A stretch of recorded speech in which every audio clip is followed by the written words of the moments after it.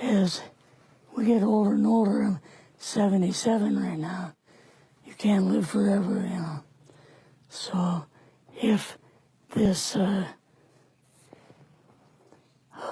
procedure I'm going to have to clean the blood doesn't work, then I've got probably a few more months to make it before my kidneys shut down, you know. So that's kind of why I'm kind of going along with the interview at this time. You're seeing that what you went through is just too important for people not to know about. Yeah. Yeah. Can you just, can we start at the beginning with your military career and just walk through what exactly your experiences were? I was drafted into the military and got into the U.S. Army. After that, I was sent to the Signal Training Center in eastern United States. What year would this be? 58. I went through the signal training course. And at that time, I went through the radio teletype course and also the cryptography course, crypto. They had 5 instructors that were getting out of military service. So they pulled the top 5 students, and I was 3rd in the class. So I got pulled as an instructor. Now, were you at this time also working yet for CIA? No. Not yet? No. After one day, my boss came to me, and he said, how would you like to, make some extra money? And I said, oh, money is good.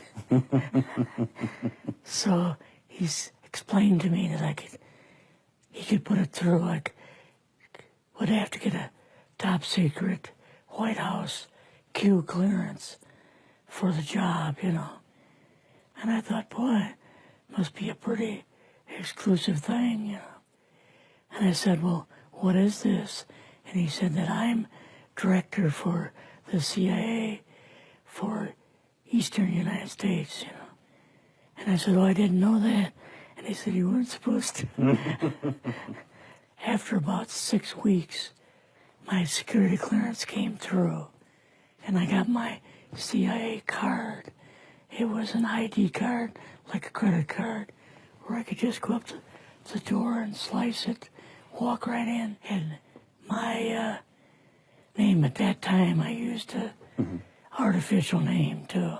Never used my real name. I started working with him on the project he was on. And that was Project Blue Book, which was kind of partially a fraud. You're saying some of the Blue Book cases were, Yes. were completely fictitious? Yes.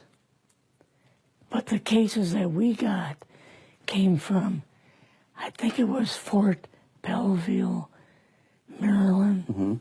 Fort Belvoir? Yeah. And it didn't come from the Pentagon, or it didn't come from CIA headquarters. But we would get reports about a certain sighting that they had in Mexico or Italy or something like that. And then we had people that would follow through on it, that would go out and interview the people to see if they were nutcases or if it was real, They'd be going overseas frequently? Yeah, I wasn't, but I always stayed statewide. But the people we had working with us from the CIA would do that. We would get like a new report probably a couple times a week. I was coming into the Army fresh off the farm, so I really didn't have much knowledge of anything. But my boss filled me in on Project Blue Book and what they had found so far, as far as Greys and aliens and the Roswell incident. How did you feel when this first got dumped on you? When you first learned about this? I was just kind of overwhelmed with all of this, And I said to him, I don't know if I'm going to be able to be a judge of this type of thing.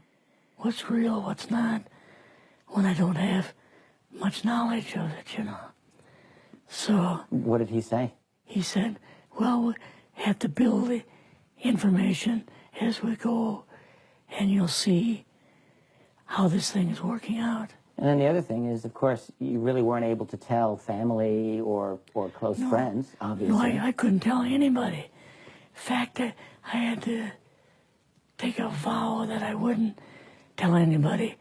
A lot of it for 40 years, and more of it for 50 years, which is up in 2010. You're doing all this crypto work. You're looking at images, photographs, video. It's 1958, maybe the fall of 58. What happened after this? At that time, the Project Blue Book thing kind of went pot, you know.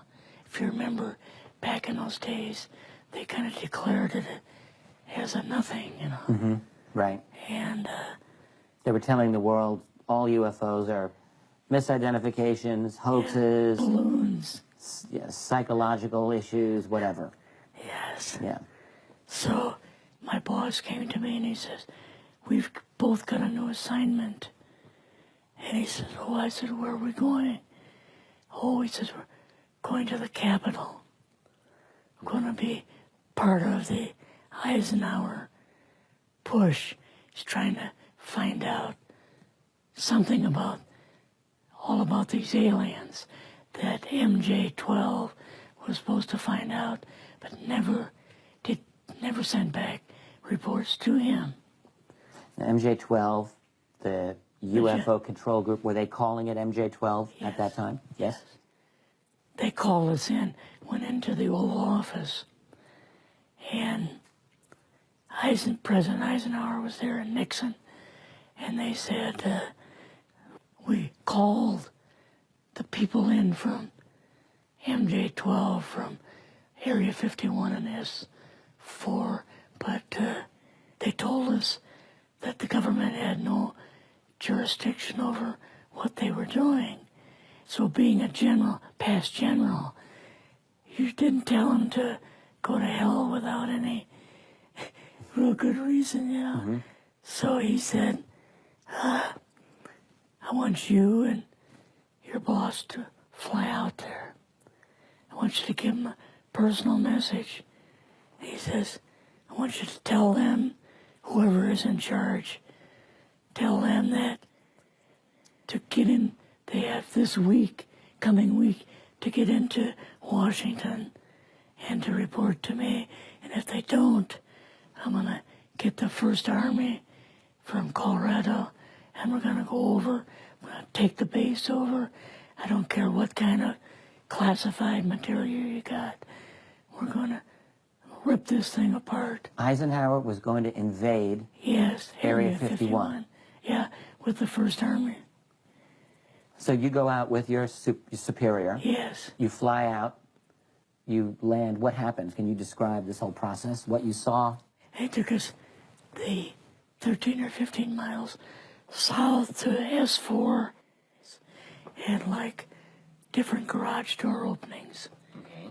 And in these garage door openings, they had like different saucer crafts. The very first one had the Roswell craft in. It was kind of crashed up, but apparently every alien that was in it died except for a couple. Well, the Roswell craft was really strange because it looked like real heavy aluminum foil. We could rock next to it and you could rock it. The whole thing probably weighed 150, 300 pounds. Could they tell what the source of power was of this craft? Yeah, it was like a reverse gravitational thing of some kind. In fact, one later on, I got the mathematical code for reversing gravity in a 3x5 card. I guess they are different types of grays and so on. How did you see that evidence? Well, at the, later on at S4, we viewed the autopsy film. And then the colonel said, what we've got in here is we're interviewing a gray alien. All right, right there. How did you feel at that moment? Well, I thought, boy, we had no idea we were going to see the real thing. All we saw was film. You had to have a little bit of heart racing at that moment. My boss was able to go in and had like a partial interview with him. So what did this gray alien look like? Could you describe him a little bit? This one looked a little bit oriental. It didn't look human as far as the skin tone and basically the shape of it and the size. How was its head size compared with a normal human, for example? Brain was kind of a little bit bigger. And some of the nose was very, very small. And the ears were just like holes. Mouth was very small. Now, why were they bringing you out here at all, anyway, to see an alien? What was the point? To go back and tell the president they actually had one. So he did not know at this point No. if there was an alien at S4? No. What did you do then at Area? Were you done, or did you have other things to do with Yeah, so S4? basically we were kind of done, went back to Area 51. They took us into the main building, and there we saw a U-2, which of course we didn't know existed. And a model of the SR-71. Yeah, the Blackbird. So, but like I mentioned earlier, it was not a model of the current Blackbird. It was an earlier version. But an early version. Did you go directly to Washington after this? Yes. Or did you go somewhere else? How did they get, did you fly regular airline? Or? We flew back to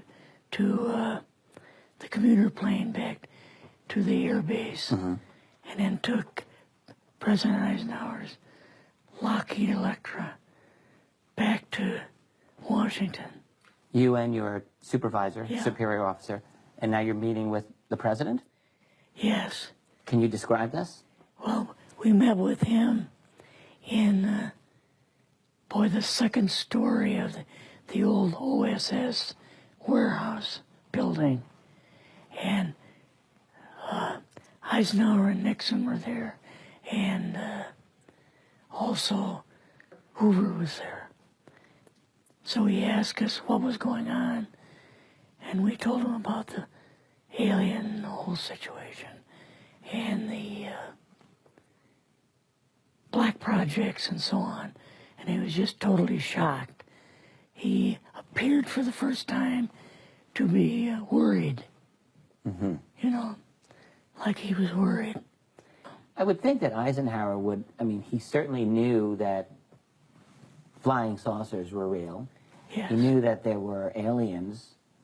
So I guess I'm just wondering, what would he have been, really surprised about? Surprised about the black programs.